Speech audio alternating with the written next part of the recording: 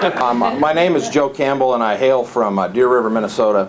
And within 35 miles of our location, okay, well, there wouldn't be any salons. So I have to go a little bit farther. You talked about small towns. That's where my mainstay is, in small towns.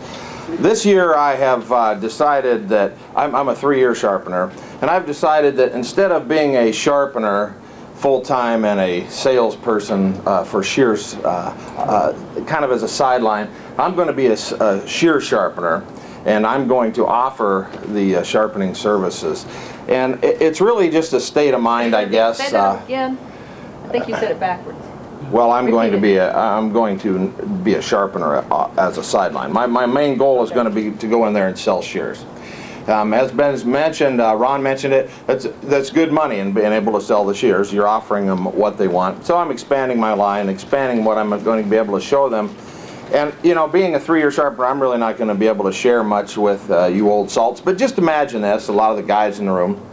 You go to a Home Depot or your store of choice, where do you want to be? You want to be around all that yellow and all that orange, right? Because, man, that just jumps out at us. That's what we want. So it's the same with the gals in salons. I notice more and more. Whether I have got a shear that costs me $100 or however much it costs, if it's got color in it, these gals are drawn to that color.